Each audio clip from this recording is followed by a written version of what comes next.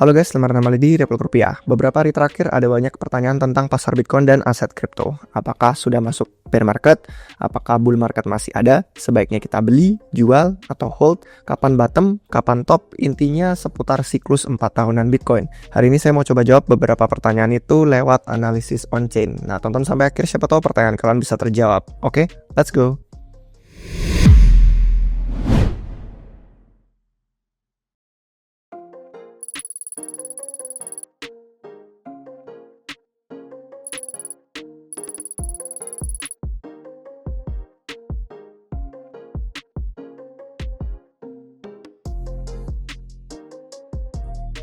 Oke, jadi garis besarnya kalian bisa tonton di live stream hari Sabtu kemarin sama Bli Yudi. Itu Outlook 2025 untuk saya tahun ini masih positif, tapi pasar suka menguji kesabaran kita. Nah, mungkin kita mulai dari pertanyaan yang simple yang paling pertama nih. Beli atau jual BTC? Jadi, kalau nyicil beli BTC di harga 80-85 ribuan dolar per waktu kita record, itu kalau misalkan nanti harganya turun ke 70.000 atau ke 65.000 dolar, apakah saya bakal nyesel? Tidak, karena koreksi biasa. Tapi kalau saya nggak beli BTC di harga 80-85 ribu dolar dan harganya terbang ke 150 ribu dolar akhir tahun ini, apakah saya bakal nyesel? Ya jelas iya. Jadi kalau misalkan kita pakai logika simple kayak begitu, untuk Bitcoin di harga sekarang ya akumulasi perlahan, DCA, tidak all in langsung semua masuk, dan mungkin yang membantu bisa pakai dashboard kayak buy the dip yang ada di check on chain ini. Contohnya kalau misalkan kita ngelihat di MVR visit, ini turun jauh, BTC itu nggak overheat sama sekali. Kalau di short term holder yang MVRV ini di bawah 1,0, artinya di wilayah under value atau local value. Kalau short term holder yang SOPR ini di bawah 1, ini juga artinya yang nyangkut sudah menyerah, jual. Dan funding rate untuk futures juga sudah reset penuh, jadi nggak ada leverage. Nah, setup yang bagus ini untuk yang masih percaya Bitcoin dan mencari titik akumulasi. Beli atau jual di harga BTC sekarang? Ya, kalau saya sih beli dengan DCA.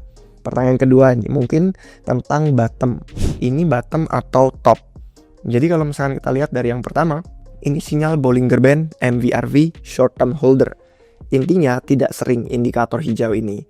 Tapi biasanya ini terjadi waktu di awal bear market atau lebih seringnya di dekat local bottom. Nah, kemudian yang berikutnya itu unrealized loss short term holder. Ini sekarang lebih dari, bisa dibilang ya mayoritas ya 90% kekayaan short term holder, dan sikon seperti ini berlangsung lama kalau waktu di awal bear market, tapi terjadinya singkat beberapa minggu atau bulan waktu koreksi. Nah, susah memang membedakan bottom koreksi dan awal bear market, kecuali kita udah lewat waktunya. Tapi selama uptrend makro, lebih masuk akal ini bottom koreksi. Kalau kita zoom out dan lihat metrik yang sama kayak tadi, tapi perspektifnya tuh seluruh pasar, bukan cuman yang short term holder, itu ada sudut pandang yang jelas. Unrealized loss di pasar Bitcoin sekarang itu tampak seperti koreksi bull market yang biasanya. Karena kalau misalkan yang jauh dan berkepanjangan seperti ini bear market, ini terlihat seperti koreksi bull market. Nah, kalau turun ke 70.000 dolar harga BTC, ya jelas data ini bakal memburuk. Tapi dugaan saya banyak investor juga bakal nyerah, akhirnya nanti jualan BTC berganti tangan. Jadi investor yang percaya Bitcoin bakal beli di harga yang lebih murah. Nah, tekanan jual BTC ini juga mulai mereda. Bisa dibilang orang-orang yang pada jualan koin mulai lelah, capek, memasuki wilayah yang bisa dibilang equilibrium, istilah kerennya. Bahasa simpelnya titik yang seimbang. Nah, artinya koin yang transaksi on-chain itu nggak untung besar dan nggak rugi besar. Kalau untung besar atau rugi besar di atas sini, kalau di bawah sini, artinya seimbang. Jadi bottom mungkin nanti bisa makan waktu beberapa minggu, bisa sampai beberapa bulan, tapi semua ini sinyal pertanda yang bagus. Nah, pertanyaan ketiga, apakah ini sudah masuk bear market atau masih bull market? Nah, terima kenyataan bahwa Bitcoin tuh diadopsi institusi, dan biasanya institusi ini ada hedge fund yang trading momentum. Waktu harga aset berhenti naik, mereka jual. Karena harga Bitcoin nggak terbang, itulah kenapa ada beberapa sinyal momentum yang negatif. Yang pertama ini oscillator yang Aviv gradient 360 hari mulai negatif. Metrik ini menandakan selama setahun terakhir, kenaikan harga spot BTC itu lebih kecil daripada arus modalnya yang masuk. dan momentum negatif ini biasanya sinyal bear market. Biasanya sering butuh waktu berbulan-bulan untuk pulih. Boleh kita optimis, tapi nggak ada salahnya menyiapkan rencana skenario bearish. Nah, ada banyak wujud osilator gradient yang kayak tadi, tapi dari gabungan semua periode, itu momentumnya negatif semua. Jadi kita bisa waspada untuk jangka pendek. Nah, cuman lihat bedanya antara koreksi bull market kalau tahun 2020 sampai 2021 dan 2024 juga, dan bear market yang 2018 sampai 19 dan 2022 sampai 2023. Yang penting itu adalah durasinya. Semakin lama sinyal ini negatif, kemungkinannya itu bear market panjang.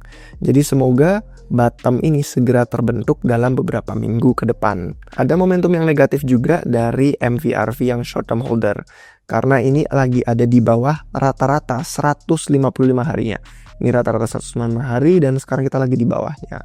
Struktur ini cuman agak beda dengan periode yang 2018-2022. Kalau ini bener-bener ayunannya itu luar biasa volatil, kalau tinggi-tinggi banget, kalau rendah-rendah banget.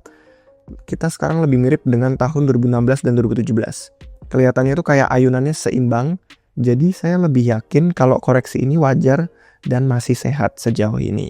Terakhir, itu ada volume transaksi on-chain yang nggak meningkat tapi nggak mati juga. Rata-rata 30 harinya tuh udah nyentuh rata-rata 365 hari, jadi cukup buruk. Nah, ini artinya kita harus berharap bakal ada pemulihan lagi. Semoga lebih banyak orang pada pakai blockchain Bitcoin, jadi volumenya bisa bangkit lagi.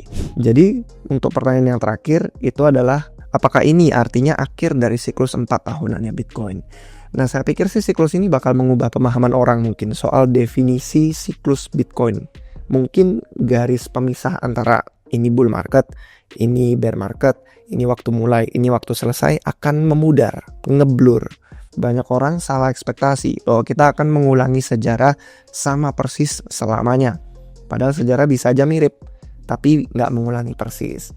Kalau siklus 4 tahunan bakal berakhir, ya mungkin dari antara semua siklus yang ada, ini bakal jadi siklusnya. Tapi investor Bitcoin kalau kita lihat belakangan memang bakal menggunakan BTC lebih seperti kendaraan investasi karena mereka bereaksi ngelihat dunia di luar aneh, banyak ketidakpastian, gonjang-ganjing, dan mereka merasa BTC itu lebih pasti. Dan Bitcoiner itu mungkin melihat ya, entah itu retail atau institusi kan, ukurannya itu udah sangat besar. Jadi retailnya nggak mendominasi, jadi kita lebih banyak nih modal institusi nanti masuk, bakal jadi pembeli dan penjual. Dan mereka berdua, retail sama institusi, nanti bakal cenderung ngelihat jangka panjang. Kalau jangka panjang, Bitcoin mungkin bukan cuma jadi aset cadangan Amerika Serikat, tapi aset cadangan global. Dan banyak yang bakal suka nanti nabung BTC selama jangka waktu bertahun-tahun. Kalau misalkan kita lihat koreksi 80% lagi, mungkin kita bisa bilang selamat tinggal, nggak kayak siklus sebelumnya, bisa koreksi 80%. Mungkin kalau dari ATH kemarin 109.000, kalau koreksi sedalam itu ke $22.000 harganya. Kalau koreksi ke 60 minus 60%, mungkin sampai ke harga $43.000. Tapi susah bayanginnya sih. Karena artinya ludes market cap 1 triliun, terus kembali lagi ke harga sebelum ETF Bitcoin diluncurkan dong. Nah, maka dari itu kalau saya pikir si skenario bearish yang paling terburuk itu adalah minus 40% dari all time high kemarin, berarti turunnya itu ke harga $64.000. Kalau $64.000 itu sesuai sama metrik on-chain yang namanya True Market Mean. Kalau tertarik kita bisa bahas lagi di episode lain. Nah, kalau ini terjadi mungkin banyak orang bakal teriak bear market, kepanikan dan ketakutan itu bakal terasa jelas banget. Spekulasi saya justru kalau ini terjadi malah pertanda bear market mungkin sudah mau beres, sudah mau selesai. Banyak orang nanti bakal bingung cari kapan bull selesai, kapan siklus itu dimulai. Dan menurut saya nggak penting kita memberi label ini super cycle atau omega cycle atau macam-macam namanya. Yang penting kita analisis on-chain, akan update terus di Republik Rupiah. Reaksi dan respons investor Bitcoin itu kayak gimana dengan momen saat ini, dan biarkan pasar bakal ngasih jawaban ke kita daripada kita maksain ekspektasi ke pasar. Nah, wilayah $65.000 sampai di harga sekarang kita 85 ribuan dolar, itu menurut saya wilayah value yang bagus untuk DCA. Saya bakal DCA perlahan dan penuh kesabaran, itu kata kuncinya. Karena skala downtrend kita sekarang jangka pendek. Kalau ngelihat time frame jangka panjang sih, saya masih percaya kita uptrend sejauh ini. Oke guys, sekian untuk video hari ini, semoga bermanfaat. Jangan lupa like, jangan lupa subscribe, dan gak ketinggalan video baru dari Republik Rupiah. Sampai jumpa di episode berikutnya guys. Cheers.